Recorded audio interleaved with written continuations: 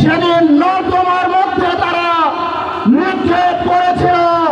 সাগরে ভাসিয়ে দিয়েছিল। প্রান্তীয় ভাইরা আমার, এভাবে যারা হত্যা, খুন এবং গুম করেছিল, সাথে সাথে তারাই বাংলাদেশের 90-95% মুসলমানের হৃদয় থেকে কোরআনকে বাজেয়াপ্ত করার জন্য, কোরআনকে নিষিদ্ধ করার জন্য,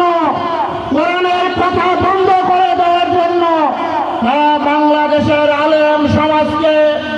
বাংলাদেশের জামাত ইসলামের 1 নম্বর থেকে শুরু করে 11 নম্বর পর্যন্ত শীর্ষ নেতৃবৃন্দকে তারা সেদিন অন্যায়ভাবে খুন করেছিল, ফাঁসি দিয়েছিল। প্রান্তীয় ভাই আমার, পাশাপাশি